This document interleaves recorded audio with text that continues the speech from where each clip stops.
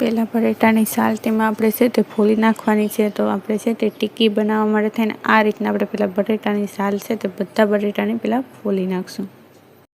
અને આ છે તે ટિક્કી બનાવી એકદમ સરળ છે। તો તેને આપણે છે તે પાણીમાં છે તેને આપણે નાખી અને તેને બાફવા મૂકી દઈશું। તો આ રીતના છે તેને આપણે થોડુંક એવું પાણી નાખવાનું એટલે છે સરસ મજાનું તરત બફાઈ જશે।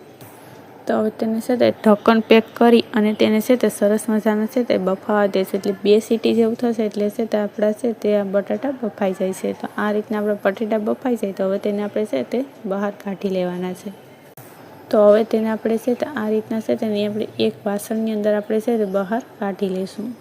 તો એટલે છે તે વહેલા ઠંડા થઈ જશે। તો હવે તેને આપણે એક વાસણમાં આપણે કાઢી લીધા છે। તો તેને આપણે જે રીતના છે તે ક્રશ કરવાનું આવે છે મશીન તેનાથી આપણે ક્રશ કરશું।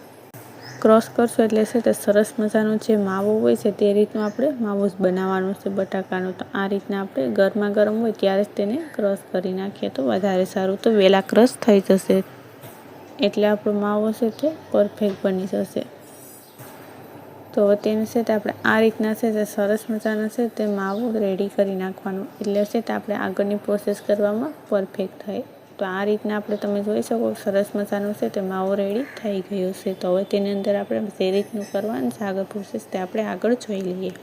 તો તેના માટે થઈને અહીં આપણે છે તે આ રીતના છે તે બટાકાનો માવો હોય છે તેની અંદર હવે આપણે છે તે મસાલા એ કરવા પડશે। તે મસાલા પણ કરશું કે જેથી કરીને છે તે આપણે ખાવામાં વધારે ટેસ્ટી લાગે। તેમાં આપણે મીઠું નાખવાનું પહેલાં અથવા નમક નાખશું।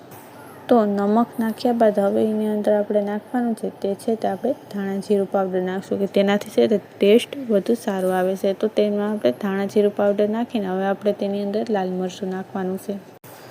તો હવે તેની અંદર અહીં આપણે છે તે 1 થી છે તે 1.5 ચમચી જેટલું લાલ મરચું નાખવું। તમે તમારી તીખાશ પ્રમાણે છે તે લાલ મરચું તમે નાખી શકો છો। તો અહીં આપણે છે તે લાલ મરચું છે 1 થી 1.5 ચમચી નાખી દીધું છે। અને લાલ મરચું નાખ્યા બાદ આપણે છે તે મરચાંની આપણે પેસ્ટ તૈયાર કરી છે આદુ મરચાંની તે નાખી દેવાની। અને આપણે ટમેટાં નાખશું ઝીણા સમારેલા। જો ટમેટાં તમે ન નાખવા માંગતા હોય તો તેને તમે સ્કાઈપ પણ કરી શકો છો પણ ટમેટાં છે તેનું છે તે ફ્લેવર એકદમ સારું આવે છે। તો હવે તેની અંદર આ રીતના આપણે લીલા ધાણા નાખી દઈશું જે કટ કરીને રાખ્યા છે તે નાખવાના છે।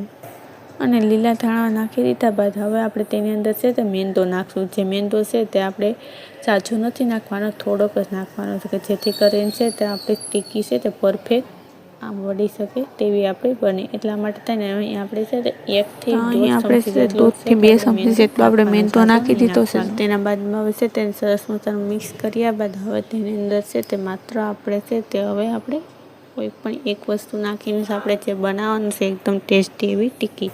તો હવે આપણે તેની અંદર અહીં આપણે છે તે જે નાખવાનું છે તે છે તે આપણે ગરમ મસાલો નાખશું જેથી કરીને છે તેનો ફ્લેવર છે તે એકદમ સારો આવે છે। તેની અંદર આપણે છે તે ગરમ મસાલો નાખી અને મિક્સ કરી લઈએ। તો આ રીતના આપણે છે તે સરસ મજાનું છે તે એકદમ પરફેક્ટ એવું છે તે આપણું આ મિશ્રણ છે તે રેડી થઈ જાય માવો રેડી થાય એટલે પછી જ તેમાંથી આપણે ટિક્કી બનાવશું। ક્યાં સુધી આપણે તેમાંથી ટિક્કી નહીં બનાવીએ। જો તમારી ટિક્કી હજી પણ સારી ન બને તો તમે છે તેની અંદર મેંદો છે થોડોક વધારે પણ નાખી શકો છો પણ અહીં હું છે તે થોડોક જ મેં નાખ્યો છે મારે પરફેક્ટ એવું થઈ ગઈ છે રેડી એટલે માટે થઈને માવો। તો હવે તેની અંદરથી આપણે છે આ રીતના આપણે લુવા વારવાના છે સરસ મજાના। તો આ રીતના છે તે આપણે લુવા વારી લેશું એકદમ ગોલ અને રાઉન્ડ શેપના। અને આ રીતના આપણે છે તે લુવા વારી છે પછી છે તેની અંદર આપણે આ રીતના આપણે એક પ્લેટની અંદર મૂકી દઈશું। અને હવે તેને આપણે છે તે તેલ ગરમ થવા પહેલાં મૂકી દઈએ એટલે તેલ ગરમ થઈ જાય ક્યાં સુધીમાં। તો તેલ ગરમ થાય છે ક્યાં સુધીમાં આપણે જે સફેદ તલ આવે છે તેનો આપણે યુઝ કરી અને છે તે આપણે ટિક્કી બનાવી છે તેમાં ઉપર અને નીચે આપણે લગાવી દેવાના છે। લગાવી અને એકદમ ટેસ્ટી એવું છે તો લાગે છે આપણો નાસ્તો। તો હવે તેને ઉપર અને નીચે આ રીતના છે તે તલ પહેલાં જ લગાવી દેવાના। અને પછી આપણે છે તેલ ગરમ થવા મૂકી દીધું તે પણ છે તે ત્યાં ગરમ થઈ ગયું હશે। તો તેલ ગરમ થાય એટલે પછી જ આપણે તેની અંદર તેને આપણે ટિક્કીને તળવાની છે। તો હવે આ રીતના છે તે ઉપરને નીચે છે સરસ મજાની છે તે આપણી ટિક્કીમાં છે તે તલ લાગી ગયા છે। તમે જોઈ શકો કે જોતા જ છે તે ખાવાનું મન થઈ જાય। તો તે આ રીતના છે તે તળિયા વગરનું એકદમ ટેસ્ટી એવા લાગે છે તો તળાતા તો બહુ જ ટેસ્ટી લાગે છે ટિક્કી આપણી।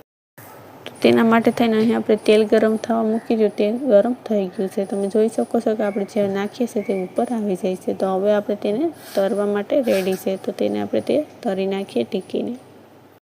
તો તેના માટે થઈને અહીં આપણે છે તો હવે તેની અંદર આપણે ટીકી નાખી દઈશું. આ રીતના આપણે છે તેલની અંદર છે તે સરસ મજાની કટ કરી જાય પછી ગેસને છે તે સ્લો કરી અને ટીકીને તળાવવા નાખી દેવાની. એટલે છે જ્યાં સુધી છે તે લાલ કલર ન થાય ત્યાં સુધી તેને સળાવવા દેશું. એટલે ત્યાં સુધી સળી જશે એટલે પરફેક્ટ એવી છે તે એકદમ છે તે બ્રાઉન કલર અથવા લાલ કલર જેવી સળી જશે એટલે થઈ જશે. એટલે તેને નીચે ઉતારી લેવાની. તો ઉપરની નીચે છે તે 1 થી 2 વખત આપણે હલાવી નાખશું. એટલે છે તે આપણે પરફેક્ટ એવી છે તે ટીકી બની અને રેડી થઈ જાય. તમે જોઈ શકો કેવી સરસ મજાની આપણી ટીકી બની ગઈ છે. તો હવે તેને આપણે છે તે એક પ્લેટની અંદર હવે આપણે કાઢી લેશું. તો આપણી ટીકી છે તે બની અને રેડી થઈ ગઈ છે. તો તમે આની છે તે નાસ્તામાં પણ તમે લઈ શકો છો. અને નવા હોય તો ચેનલને સબસ્ક્રાઈબ કરી દેજો. તો તૈયાર છે આપણી ટીકી.